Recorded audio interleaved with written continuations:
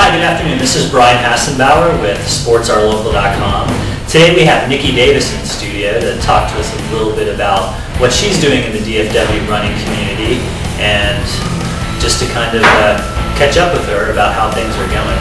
She was just featured in this month's June Competitor Texas magazine. She's got a great layout in the back, and you can pick Competitor up at any running store booths you run on, Jamba Juice, 24-Hour Fitness, wherever you go for healthy lifestyle activities. So, Nikki, how you doing this morning? I'm doing great. You got a little bike ride in this morning? I did, a little bike ride, a little Starbucks. Good, good. Well, today we just wanted to kind of get a little bit better feel for what you're doing in the running community and how you got started, and get a little bit of more information about how to get started with Runwell Training. So how did you get involved with running? It was in August of '03. I was just sitting on my couch. I'd never been athletic and didn't like the way my life was going, and decided I'd just go for a little walk to try to figure things out, and went out the door, went for like a 30-minute walk, and when I came back I felt really good.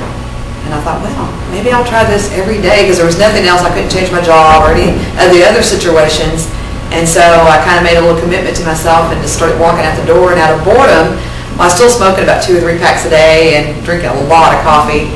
So out of boredom, I thought, well, I'll just run a few seconds. And it was about all I had was a few seconds. And started coughing and kept walking. And but when I got back, every time after each walk, run, when I get back home, I always felt really, really good. And so I was telling some friends who were runners, and they invited me to do a race, and did a 5K, and it poured rain, and couldn't believe I did it, and I cried and was all excited, and I was hooked from that point on. I've never stopped since then. It's funny that you came from a smoking background, because that's how kind of I started too. Is I was overweight, I was in college, and I was probably drinking too much, and decided, hey, I need to make a change in my life. And a buddy started saying, hey, let's go and do a biathlon. I was like, what's a biathlon? And it's a duathlon, really.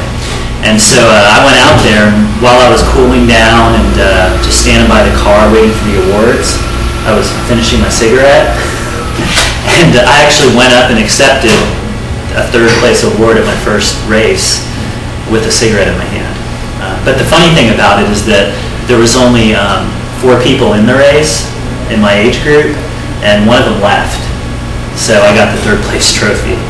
So it really proves that just showing up, and being at the award ceremony, you sometimes can get some stuff. So that's pretty neat. You started out as a smoker. Where have you gone with your running since then? Have you run marathons and half marathons? What have you done since then? Yeah, I've done a few full marathons. Within my first year, I went from a 5K to a marathon, which wasn't real smart. I was still smoking. And then I started doing I've done a lot of halves. I can't even count them, 10Ks. The races really, the second race I did, I got 2nd place. But the race was a 20K. I was in the 5K. There wasn't that many people, but I still won that award. And then I was really hooked, because I thought, well, I really got some talent here, but I didn't realize until I really started doing a bunch of races how slow I was. But that got me motivated, so I kept picking races to keep training for. And then I started doing halves. I love the half marathon. I love running, so Indian's great, but I do a race almost every month or every few months. I pick one that I use as a goal race. So you started running 5Ks and started enjoying it and started doing racing more. So how do you make that leap from being a racer and enjoying it to coaching people? How did you get started with that? Well, it just kind of started being a smoker. I smoked for the first couple of years. Well, all my friends were naturally people that drink a lot of coffee, smoked a lot of cigarettes, and I started getting a few friends. Not your typical running demographic there. But they couldn't believe that I was doing this. And so along the way, somehow or another, I didn't really have the money to go pay for training, and I didn't know there was a whole running community out there. So I went and bought a book and started reading it, and started trying to train myself. Which book was it? It was The Galloway. Okay. The Galloway, and I used that for my first marathon, but I didn't follow all the instructions. But I just it kept me going. And so along the way, girlfriends would start coming and going, how are you doing it? I can't run because I smoke. I go, I still smoke. I finish a 5K race and go, oh, I smoke a cigarette. Take off, and I go, come with me, and we started. Wait, for the cigarette? No, well, but I was like, we'll smoke after. So along the way, I started, meeting a few runners that would work with me a little bit. That helped me out a bunch. I mean, I had a few friends that would run with me in a few 5Ks to get me through it, and do some other runs with me. But a lot of times I ended up running by myself. And so along the way, I started getting girlfriends and telling them what I was doing and how pumped up and excited I was when I would do something like that. And they started coming out with me, and I started training them. I started putting little training packages together. And then somewhere along the way, I realized I had a really act for helping other people. Really, my non-running friends turned into runners.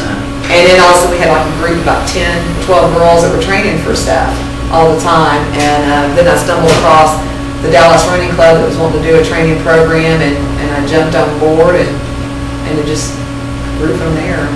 Yeah, it's interesting you say that you kind of just started getting a following, because I've noticed that with fitness, you tend to have people kind of follow which health club you go to. If you're a personal trainer or if you're a running coach, you kind of get a group of people that are like devotees that just kind of follow you around wherever you go, and it's pretty cool. That's kind of how Fit to Train started. The group that I coached is people just wanted to train with you because it's fun, you're enthusiastic about it.